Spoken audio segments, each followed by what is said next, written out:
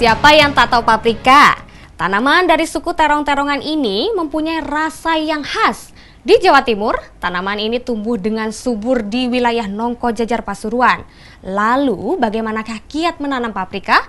Berikut informasi selengkapnya untuk Anda.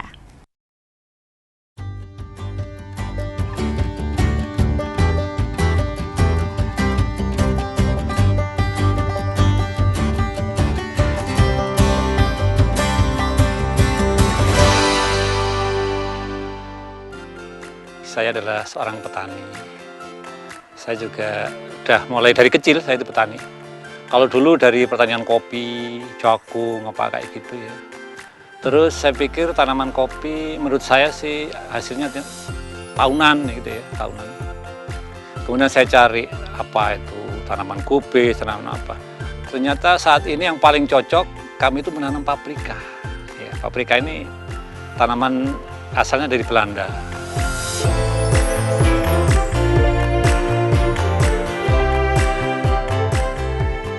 Kami sudah di atas 5 tahun ya, sudah di atas 5 tahun bergelut di sini. Jadi awalnya kami meninjau aja ya, melihat tadinya gimana tanaman paprika itu. Gitu. Kami kepingin gimana punya lahan kita semakin lama semakin sempit ya.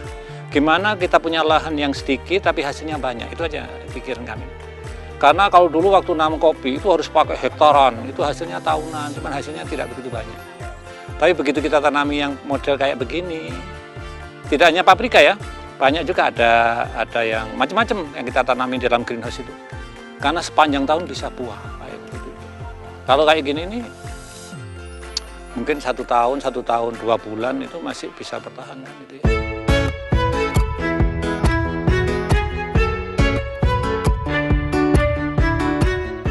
Kita setelah rata, kemudian harus ada greenhouse juga ya, harus greenhouse tadinya pertama greenhouse.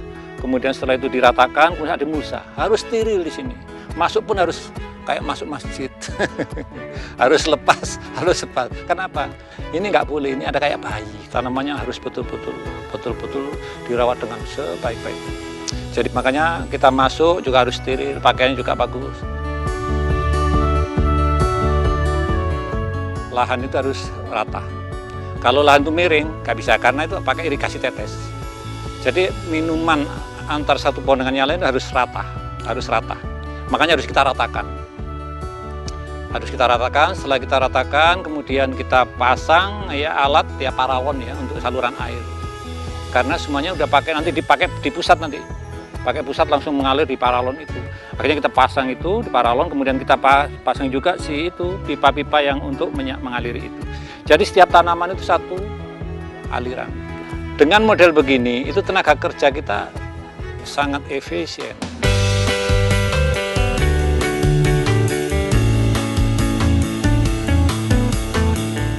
Kalau di sini, di daerah Logosari ini sekitar 150.000 pohon. 150.000 pohon. Jadi produksinya setiap minggu itu ada 8 ton. Panennya gini, habis nanam pertama kali, ya itu 3 bulan baru panen. Setelah 3 bulan, baru setiap minggu kita main. Kemudian mestinya 9 bulan sudah habis, tapi di sini bisa bertahan sampai 12 bulan. Itu yang kelebihan di sini. Karena apa? Di sini mungkin suhunya cocok. Ya, suhunya cocok, kemudian perawatannya bagus.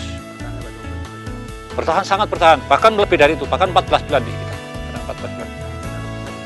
1 tahun lebih itu yang keuntungan di kita. Tapi perawatannya memang itulah, kita butuh perawatan ekstra di sini.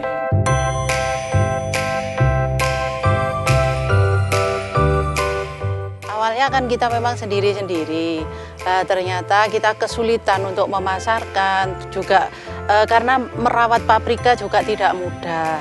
Akhirnya kita bersepakat untuk membentuk kelompok tani.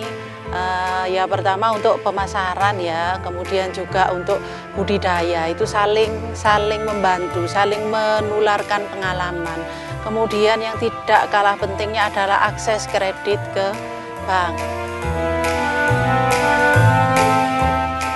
Kalau dulu harga bersaing, tapi sering tidak laku karena kita jualnya sendiri-sendiri, kita nggak kompak. Di sana saya jual harga sekian, terus di teman yang lain harga sekian, akhirnya bersaing. Kalau misalkan produksi pas banyak ya, pas kita overproduksi gitu, kita murah-murahan, anjlok-anjlokan harga.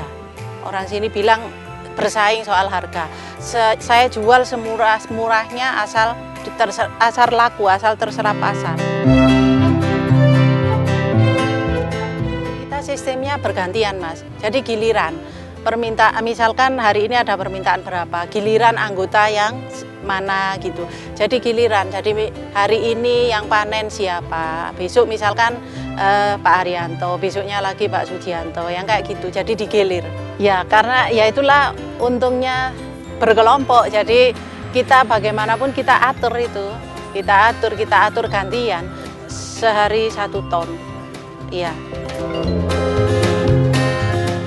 Kestabilan harga nomor 1 setelah kita berkelompok. Ya, harga kita stabil, terus produksi kita banyak terserap pasar karena kita memang satu pintu. Kejujuran kita dipertaruhkan di sana.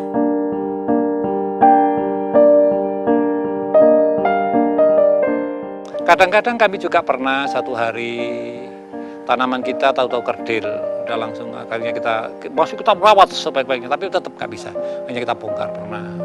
Akhirnya pernah satu hari karena barang lagi meledak ya, banyak yang nanam gitu ya, tidak punya pasar, nggak laku, pernah juga. Wah, akhirnya udah kita ya udah sampai sekian ton kita tanam. Kadang-kadang kita berikan sapi, kadang-kadang putus asa tadinya itu. Waduh, kalau gini pas kadang-kadang ya walaupun itu 1 tahun laku keras gitu ya, 1 bulan aja nggak laku, itu kan rasanya kayak susah gitu ya.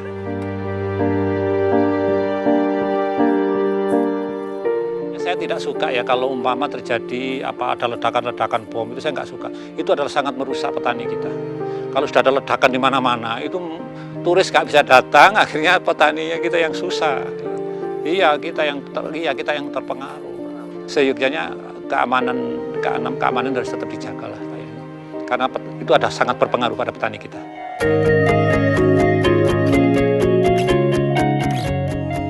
Yang jelas ya namanya petani sebegini ya, alhamdulillah. Tadinya saya nggak berani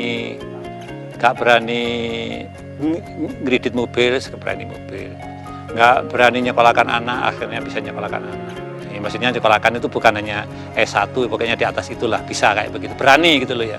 Karena ada kepercayaan diri situ gitu deh. Dan kita bisa santai dan kita lebih enjoy hidup kita, lebih tenang kita nikmati gitu. Ya selain buahnya kita juga ada penghasilan gitu, ada kepastian hidup lah kita, ada kepastian hidup. Kita syukuri gitu ya.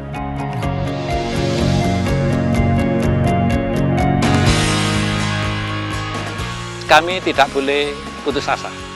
Kami harus tetap eksis, harus semangat apapun yang terjadi. Kalau hari ini rugi, pada saatnya nanti kita tidak akan rugi lagi. Yang penting semangat, kita tidak akan boleh menyerah. Itu yang penting adalah kuncinya semangat.